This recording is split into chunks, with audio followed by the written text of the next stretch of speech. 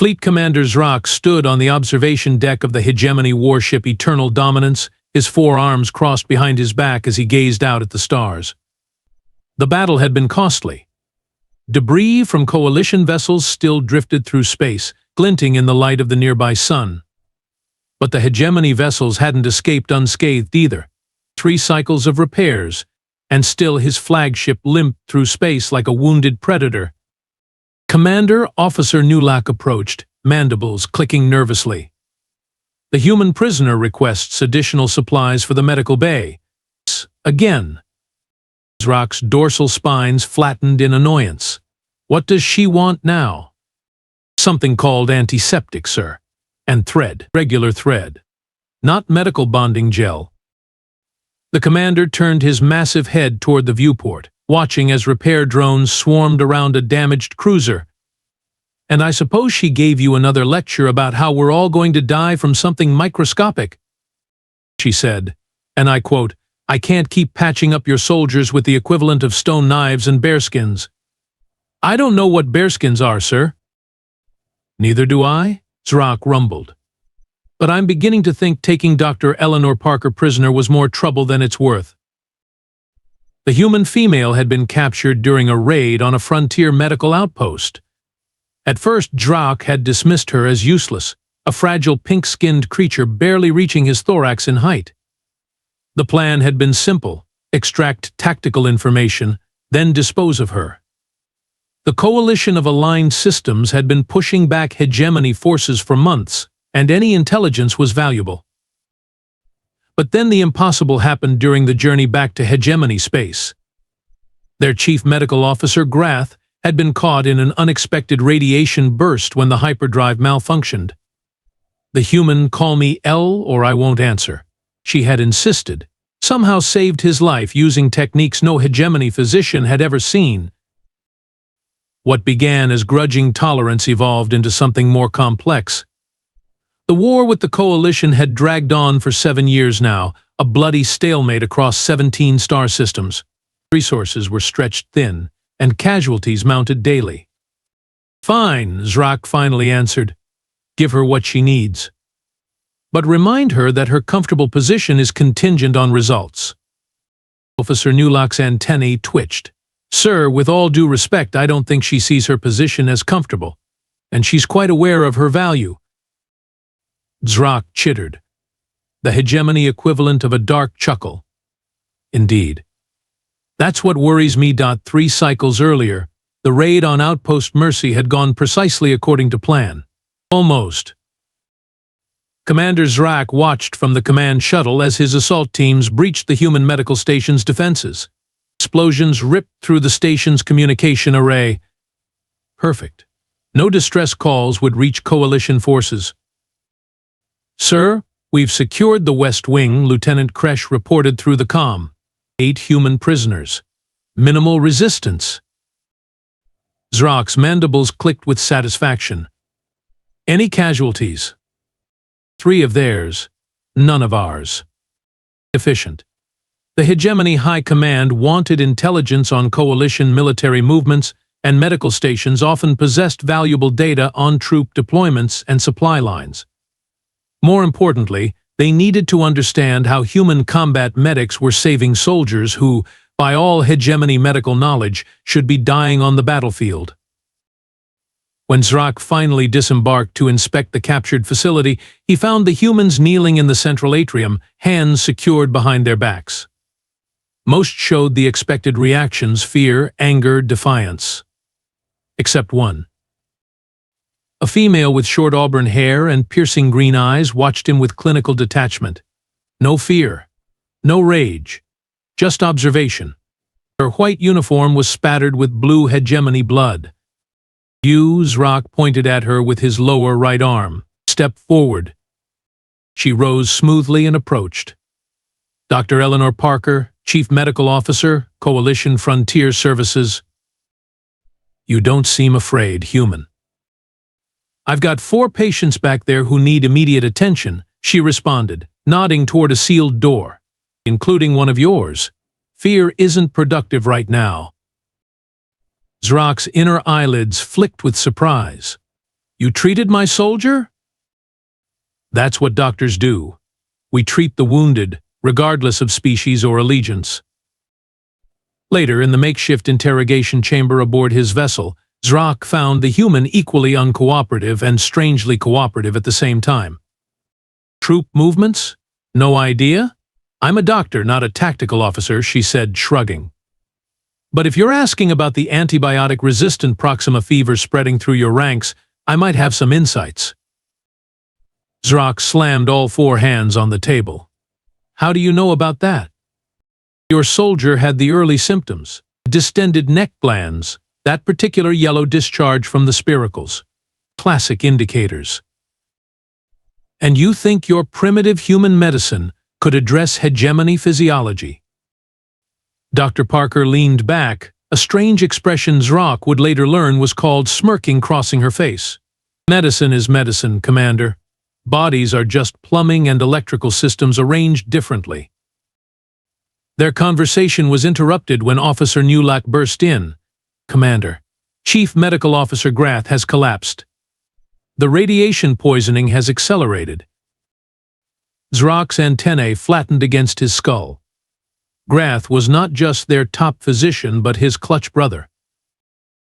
Your force field failed during the hyperdrive malfunction, Dr. Parker said quietly. Classic radiation poisoning. He has maybe 6 hours before total organ failure. You can't possibly know that. But I do, and I can help him, if you'll let me. Zraak studied the human's calm face.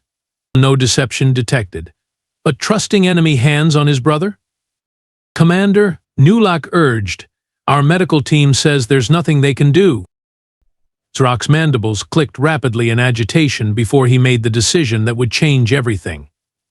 He'd take her to medical. But watch her every move. The medical bay of the Eternal Dominance fell silent as Dr. Parker entered. Medical Officer Thraz, the second in command now that Grath was incapacitated, raised his neck spines in alarm. Commander, you cannot be serious. A human touching the Chief Medical Officer? Our cleansing rituals expressly forbid. Your cleansing rituals won't matter when he's dead, Elle interrupted, rolling up her sleeves. Now, show me your radiation treatment protocols. Reluctantly, Thraz displayed their medical database. Elle scanned it quickly, her expression growing increasingly incredulous. This is your treatment for acute radiation poisoning? Blood filtration and organ suspension? She laughed, a sharp sound that made several Hegemony medics click their mandibles nervously. No wonder your mortality rate is 80%. Commander Zraak loomed over her.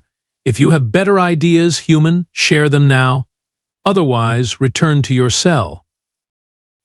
Elle surveyed the available equipment, picking up instruments and setting them aside with increasing frustration.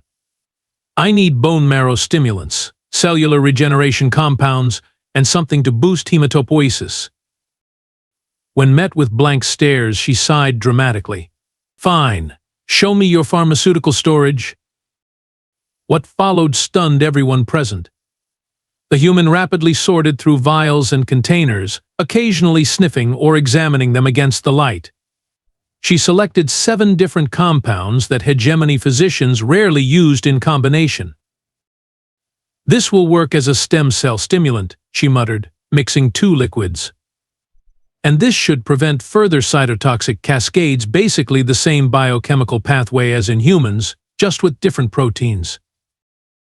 Thraz stepped forward. The prisoner cannot possibly understand Hegemony physiology better than we do.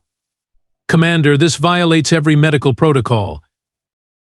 Zraak watched silently, torn between protocol and desperation. His brother's breathing had grown increasingly labored, the characteristic blue tint of his exoskeleton now fading to a sickly gray. Your medical protocols are killing him, Elle stated bluntly while preparing an injection.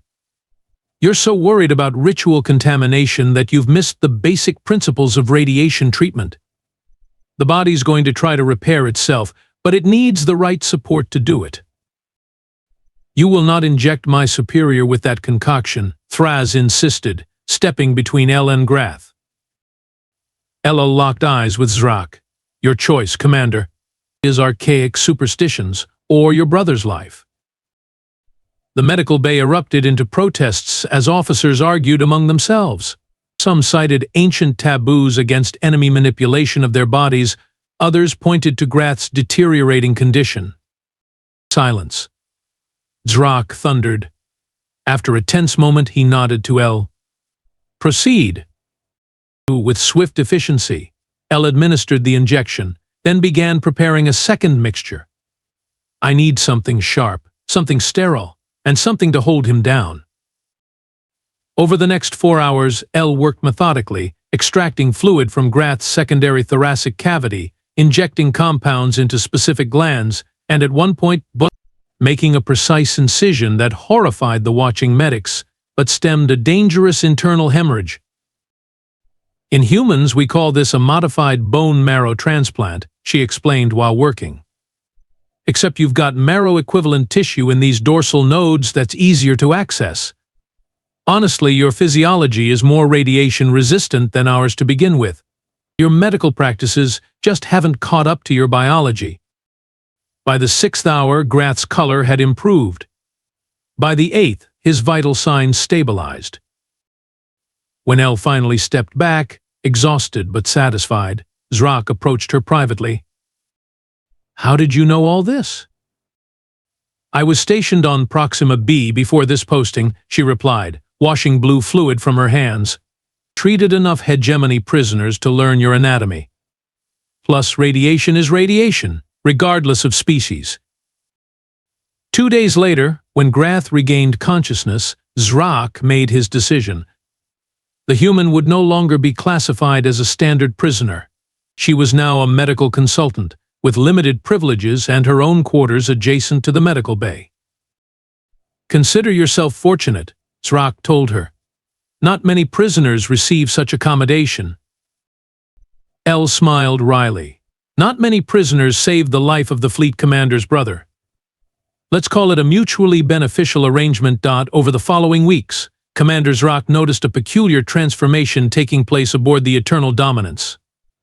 The medical bay had become a nexus of whispered rumors and nervous glances. At the center of it all, Dr. Eleanor Parker. The human worked tirelessly, treating everything from battle wounds to mysterious ailments that had puzzled hegemony physicians for decades. One day, she reconstructed a Voluri engineer's shattered exoskeleton using a paste she concocted from ship rations and medical adhesive. The next, she diagnosed a rare parasitic infection in a Jackson navigator by simply examining his eye membranes. You should have caught this months ago, she told the embarrassed medical staff while extracting microscopic organisms from the navigator's ocular cavity. These little monsters are practically throwing a party in his nervous system. Word spread quickly throughout the fleet. The witch doctor human, they called her. Some sought her out desperately when traditional treatments failed. Others deliberately rerouted their paths to avoid the medical bay entirely. Zraak observed all this with growing fascination. During one inspection, he paused outside the treatment room, watching as Elle worked on an unconscious hegemony soldier.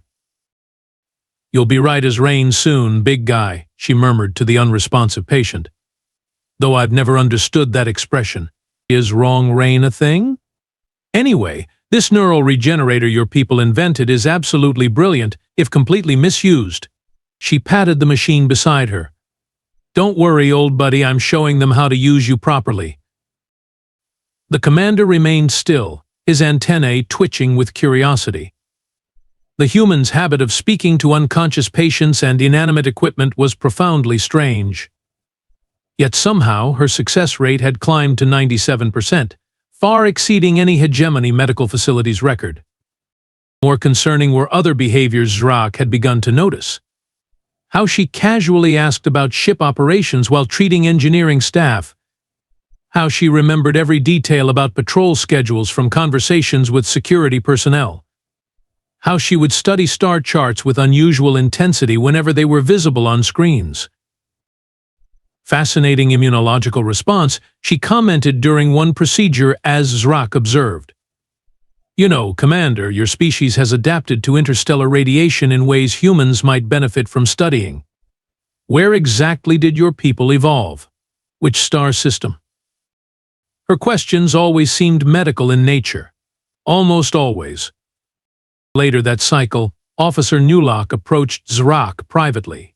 Sir, the human has requested access to our communications protocols. She claims she needs to consult with her previous research on Proxima b. Denied, Zraak responded immediately. She's resourceful enough without it. That's what I told her. Nulak's mandibles clicked anxiously. She just smiled and said, worth a shot.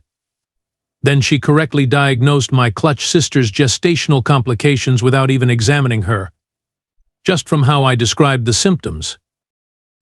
Zraak's inner eyelids flicked rapidly. Continue monitoring her closely. She's cooperative for now. The crew has started calling her the Pale Mender, Nulak added. Some leave offerings outside the medical bay. Offerings? Zraak's dorsal spines raised in alarm. For protection. They believe she decides who lives and who dies. Zraak chittered darkly. Perhaps she does. The ambush hit the Hegemony fleet with devastating precision. Coalition forces had been waiting in the nebula, their signatures masked by the ionized gas. By the time the Eternal Dominance raised shields, 3 escort vessels had already been crippled. Alarms blared throughout the flagship as damaged vessels began emergency docking procedures, offloading their wounded. What started as dozens of casualties quickly spiraled into hundreds. The medical bay reports they're at triple capacity. Officer Nulak reported, his exoskeleton pale with stress. Chief Medical Officer Grath requests permission to convert Cargo Bay 2 into an auxiliary treatment center. Commander Zraak approved the request with a curt nod, his attention divided between battle strategy and mounting casualties. The coalition forces had withdrawn, apparently satisfied with the damage inflicted, but the Hegemony's true battle was just beginning. When Zraak finally made his way to the medical facilities 2 hours later, he found chaos. Wounded soldiers filled every available space, their agonized clicks and whistles creating a cacophony of suffering. The medical staff rushed between patients, clearly overwhelmed. And at the center of it all stood Elle Parker. You, get those fluid resuscitators to the far wall. You, start triage. Anyone with thoracic punctures or head trauma gets priority. Move. She barked orders with a commanding presence that seemed impossible from her small human frame. Thraz, I need you setting up an assembly line for exoskeleton repairs. Basic patch and release for minor fractures. Now. Yo. The Hegemony medical staff, including Grath himself, were following her directions without question. The human had somehow taken command of the entire operation, reorganizing their protocols in real time. At 7 minutes until the next wave from Docking Bay 4, Elle announced. We need those beds cleared. Anyone stable enough to sit upright gets moved to the perimeter. Zraak watched, mandibles slack with astonishment, as Elle moved between 3 critical patients simultaneously. She inserted drainage tubes into one soldier's thoracic cavity, directed assistance in splinting another's shattered limbs, and administered precisely measured medications to a third, all while calling out instructions to staff across the room. What in the 7 moons is she doing to Operative Kell? Zraak asked Grath, pointing to a procedure he didn't recognize. She calls it a battlefield tracheotomy, Grath replied, his voice containing a note of reluctant admiration. Created a breathing pathway when his primary and secondary respiratory tracts were compromised. None of us would have attempted it. She's performed 17 procedures today that aren't in our medical manuals. Hour after hour, the human worked without rest. When her hands began trembling from exhaustion, she simply requested stimulants and continued. By hour 20, she was teaching Hegemony medics new techniques as she worked. By hour 25, those same medics were successfully replicating her procedures on their own. Commander, Elle called out when she spotted Zraak observing from the doorway. Your soldiers fight well. Make sure they know we're fighting just as hard for them in here. The simple statement, delivered amid the controlled chaos of the medical bay, struck Zraak with unexpected force. This human prisoner had become the difference between life and death for his crew. After 30 hours of continuous work, it happened. Elle was explaining a complex neural reattachment procedure when her words suddenly slurred. Her eyes rolled back, and she collapsed mid-sentence. 2 Hegemony medics caught her before she hit the floor. Zraak moved forward immediately. "Get her to a recovery chamber." "Sir," Officer Newlock approached with a data tablet. Final casualty report. 237 wounded processed through medical. 229 survivors. A 97% survival rate. Unprecedented in Hegemony combat medicine. Thraz, who had once protested the humans' involvement most vehemently, chittered softly. "Without her, we would have lost at least half." Zraak stared at the unconscious human being carried to a recovery pod. No longer just a consultant, he decided. When she wakes, inform Dr. Parker she is now acting chief of emergency medicine. 1 full cycle after the battle, strange reports began reaching Commander Zraak's attention. Lower-ranked crew members were requesting transfers away from the Eternal Dominance. Security footage showed soldiers taking alternate routes to avoid passing the medical bay. Most concerning were the 3 cases of suspicious self-inflicted injuries, minor enough to warrant medical attention, but severe enough to justify temporary duty exemption. "They're afraid of her," Security Chief Rask reported. "The rumor is that the human can see through exoskeletons, that she harvests organs while patients sleep. They call her the Butcher of Bay 3. Zraak found Elle in her newly expanded office, surrounded by anatomical displays of various species. She was humming softly, something she called Beethoven, while updating medical files. "We need to discuss morale," as Zraak announced without preamble. "Ah, finally noticed the self-saboteurs?" Elle looked up, unsurprised. 3 punctured auxiliary respirators this week alone. Not exactly subtle. "You knew?" "Of course. Military psychology is part of medical training. Your crew fears what they don't understand." She tapped a display showing Hegemony neural pathways. "Your soldiers are bred for battle, not medicine. The concept of temporarily causing pain to prevent death doesn't compute for them." Zraak observed her carefully. "Yet Operative Jens speaks of your gentleness when treating his spawn." Elle's expression softened. "Jens's hatchling has a treatable congenital condition. He brings her in voluntarily, follows instructions precisely. In completely different situation from battlefield triage." The contrast was striking. Zraak had witnessed Elle's harsh efficiency during emergencies, cutting, cauterizing, barking orders. Yet just yesterday, he'd seen security footage of her spending hours delicately rebuilding the damaged sensory antennae of a navigator's child, singing quietly throughout the procedure. "The ones who cooperate get kindness," Elle explained, reading his thoughts. "The ones who fight treatment get efficiency. Either way, they live." "Hegemony teaching says humans are savage creatures with no understanding of honor or duty," Zraak said slowly. "Yet your sense of duty to even enemy wounded seems absolute." Elle laughed, a sound Zraak had come to recognize as genuine amusement rather than threat. "Commander, humans wrote books about battlefield medicine while your ancestors were still fighting with stone clubs. We've had millions of casualties to perfect our techniques. Every horror I've seen here we've seen worse and developed protocols for it." Her statement hung in the air between them, not boastful, just matter of fact. "Perhaps," Zraak finally admitted, "our understanding of humans has been incomplete." "That," Elle replied with a wry smile, "is the understatement of the Galactic century. In the officers' common area, far from monitoring devices, the 5 senior Hegemony officials gathered in hushed conversation. Security Chief Rask led the discussion, his agitation evident in the rapid clicking of his mandibles. "The human is a liability we can no longer afford," he insisted. "She has access to critical systems, knows our medical vulnerabilities, and has cultivated unhealthy dependence among the crew. Fleet strategist Mole nodded agreement. My intelligence suggests she's cataloging information beyond medical necessity. Crew rotations, ship capabilities, defensive protocols, all disguised as patient history. Commander Zraak is blinded by the survival of his clutch brother, added weapons officer Droth. He cannot see that she wields psychological control over our forces. Some crews now refuse medical treatment unless approved by the human. Their plan took shape over the next hour. A specialized neurotoxin introduced into Elle's quarters through the ventilation system is designed to mimic an accidental exposure to medical supplies.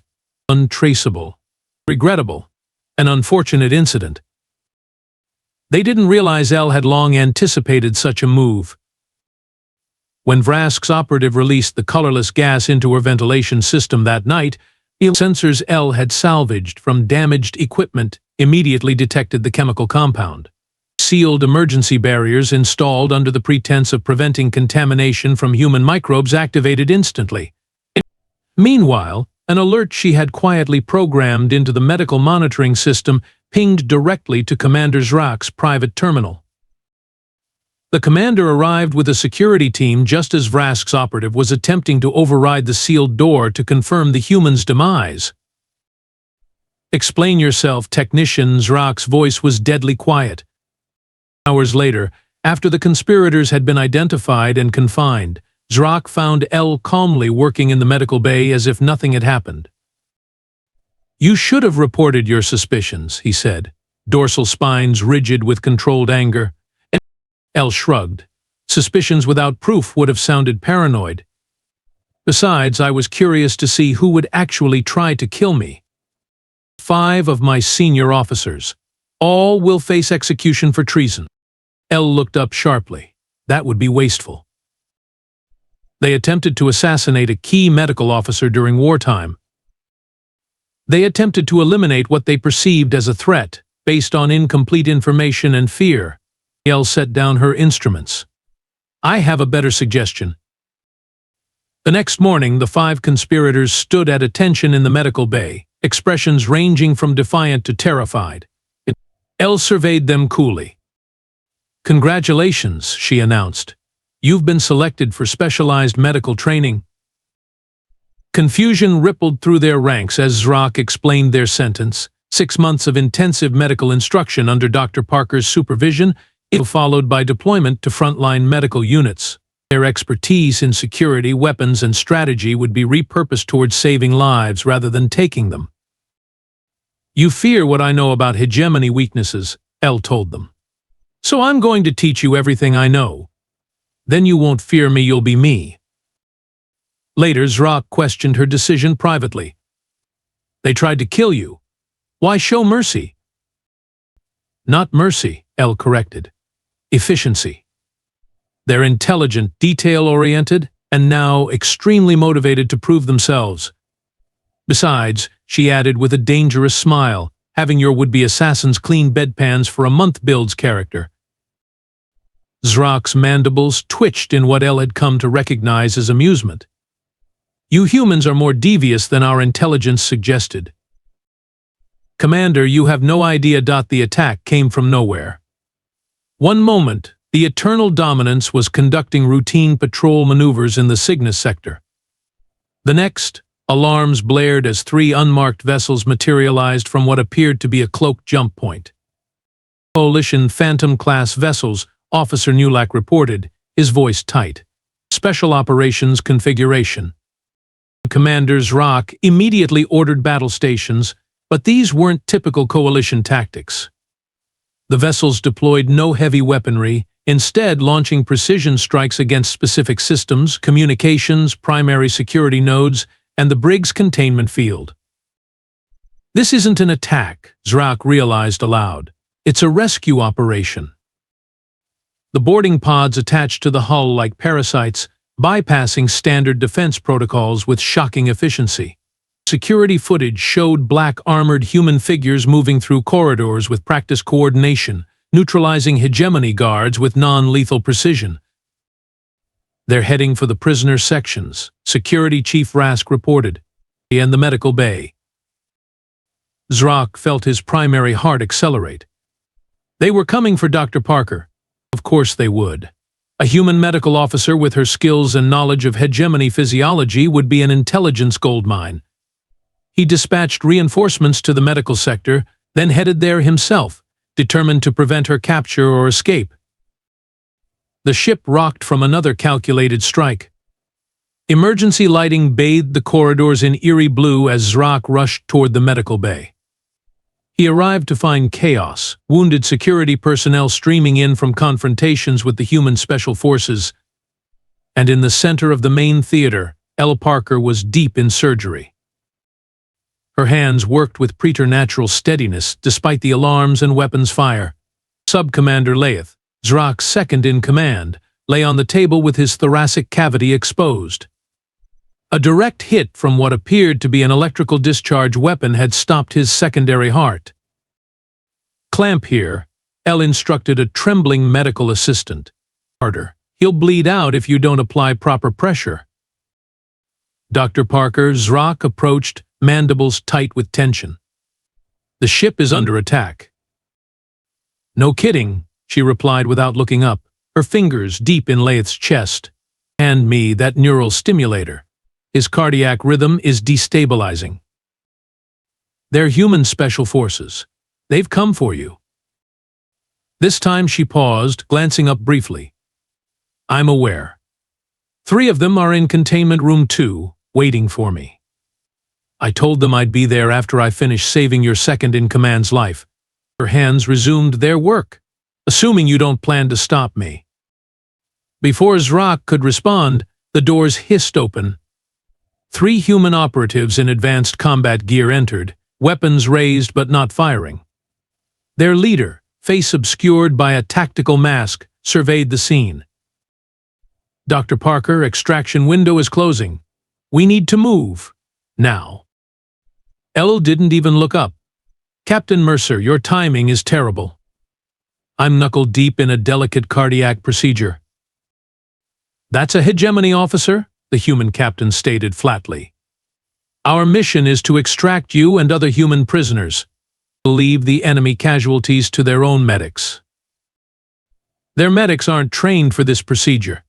Elle's voice hardened. 5 more minutes. Then we can discuss extraction options." The Special Forces captain stepped closer. "That wasn't a request, Doctor. High Command has prioritized your recovery specifically. Intelligence suggests you've been subjected to psychological manipulation techniques." This got a laugh from Elle, a genuine one that momentarily confused everyone in the room. "The only psychological manipulation I've experienced is being expected to run a trauma unit with substandard equipment." She looked up, meeting the captain's gaze squarely. "I took an oath to heal, not to choose who deserves healing. 5 minutes. Then we'll talk." A tense standoff followed.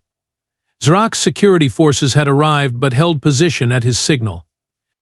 The human special forces maintained their stance, weapons ready but waiting. "Commander," Elle's voice cut through the silence. "Your officer's life or your pride. Choose quickly." Zraak made the hardest decision of his military career. He signaled his forces to stand down, then addressed the human captain. "Allow her to complete the procedure. I give you my word as fleet commander that no action will be taken against your team during this medical truce." Captain Mercer hesitated, then nodded sharply. 5 minutes, Doctor. Not 1 second more." Elle smiled grimly, already refocused on saving Leith's life. "That's all I need." The aftermath of the failed rescue attempt left the Eternal Dominance in a precarious position. The human special forces had withdrawn after extracting 11 prisoners, but not Dr. Parker. Her choice to remain and complete Sub-Commander Leith's surgery had saved his life and sealed her fate. "The orders from High Command are explicit," Officer Newlock reported, his antennae flat against his skull in distress. "The human prisoner is to be terminated immediately. She is classified as a Level 1 security risk following confirmation of Coalition rescue capabilities." Commander Zraak stared at the holographic message bearing the seal of Grand Admiral Korzak himself. The language left no room for interpretation. Dr. Eleanor Parker represented an unacceptable security liability and must be eliminated. Her knowledge of our medical systems, ship layouts, and tactical vulnerabilities makes her continued existence an existential threat to hegemony operations, the message concluded. Zraak's inner conflict raged like a solar storm. Military protocol demanded immediate compliance, yet executing the human who had saved his clutch brother, his second-in-command, and hundreds of his crew felt profoundly wrong. When he entered the secure chamber where Elle was being held, he found her sitting calmly, as if expecting him. "Let me guess," she said before he could speak. "Your superiors aren't thrilled about the rescue attempt and want me dead." Zraak's mandibles clicked once in affirmation. "Before you follow through with that extremely short-sighted decision," Elle continued, "I have a proposal. High Command is not interested in negotiations." "Not a negotiation. A demonstration." Elle leaned forward. "I understand Grand Admiral Zraak has been suffering from progressive neural degradation for the past year. Symptoms include tremors in the tertiary appendages, memory lapses, and digestive complications." Zraak went rigid. This was highly classified information. "I can treat it," Elle stated simply. "And I can teach your medics to prevent it in others. It's a common condition among spacefaring species exposed to certain radiation patterns. Humans call it Berger's syndrome. We developed treatments centuries ago." "How could you possibly know about the Admiral's condition?" "The same symptoms appear in your military transmissions. Command delays, repetitive orders, syntax errors. I'm a doctor, Commander. Diagnosis isn't limited to physical examination." 2 days later, Commander Zraak stood before the Hegemony Medical Council, advocating passionately for Elle's proposal. On the display screen behind him, detailed scans showed the remarkable improvement in Grand Admiral Zraak's neural pathways after just one treatment administered according to Dr. Parker's instructions. "This human possesses medical knowledge that could revolutionize hegemony healthcare," Zraak argued. "Executing her would be discarding an invaluable resource." Admiral Vosh, head of the council, leaned forward. "She refused extraction by her own species. Why?"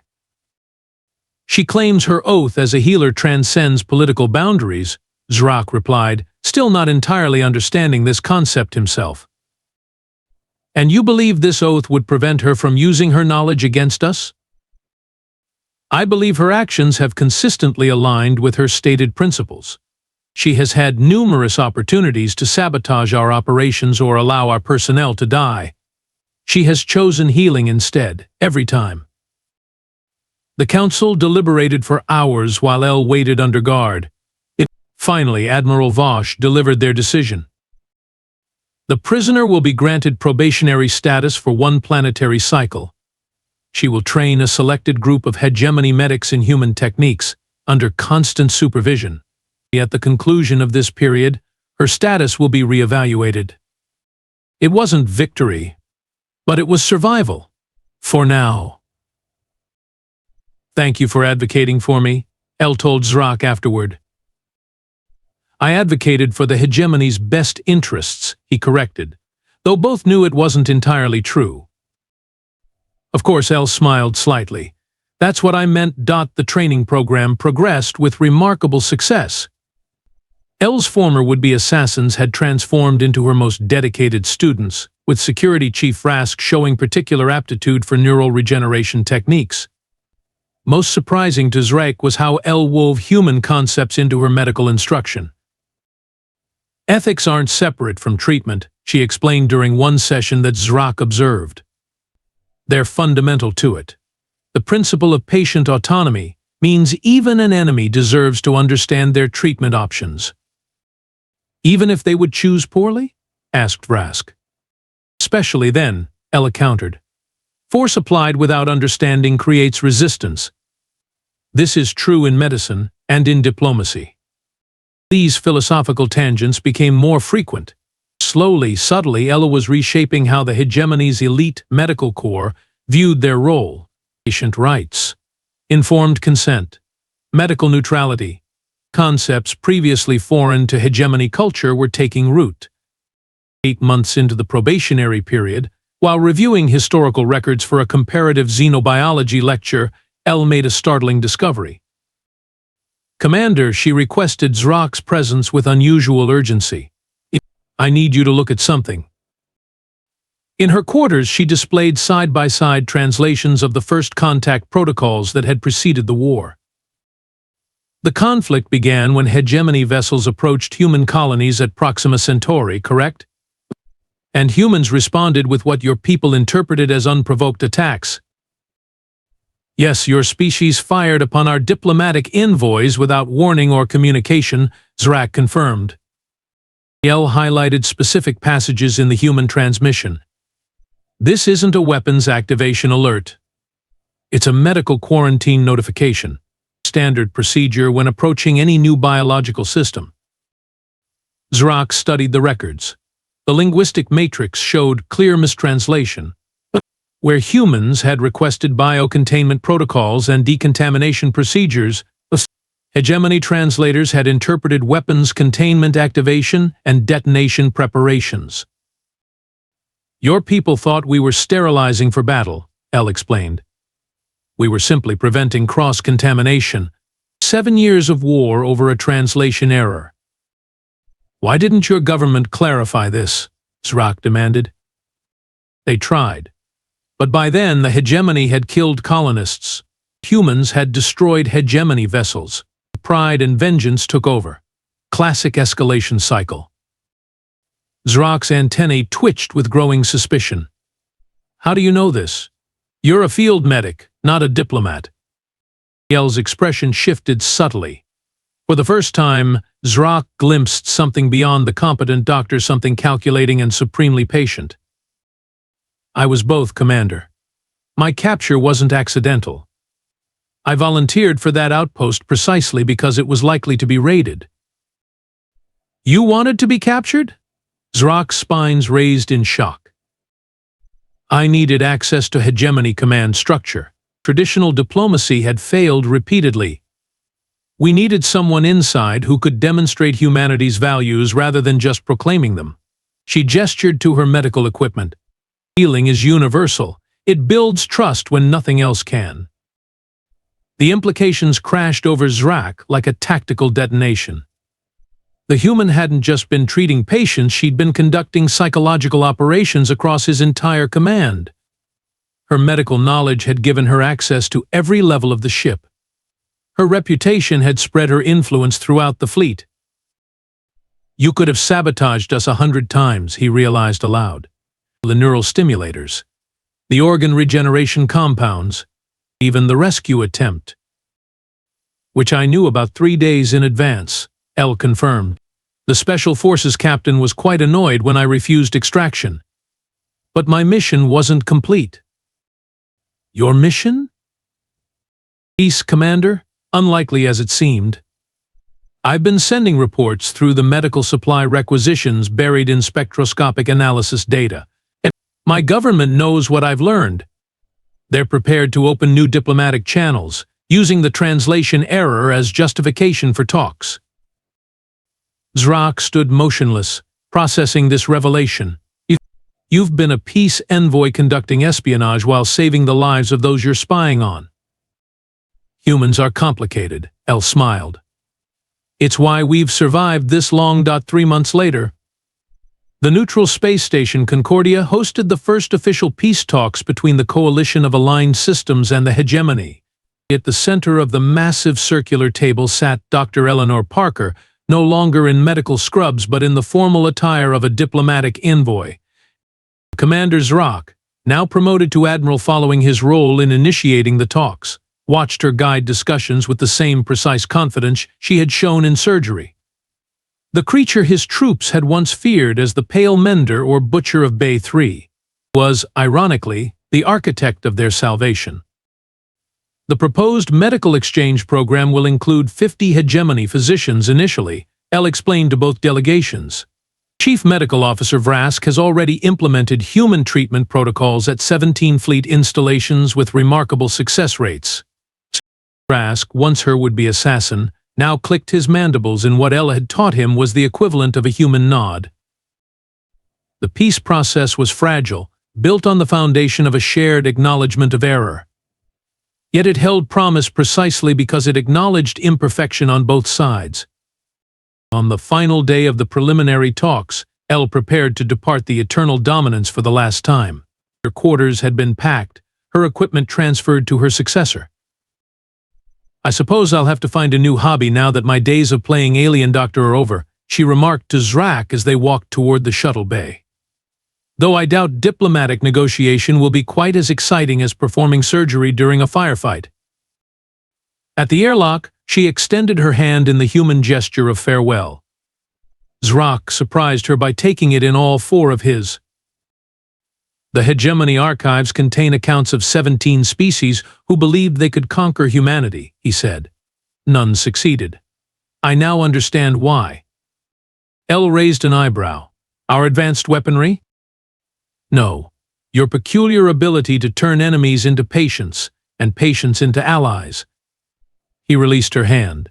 "Safe journey, Ambassador Parker." From the observation deck, Zraak watched her shuttle depart.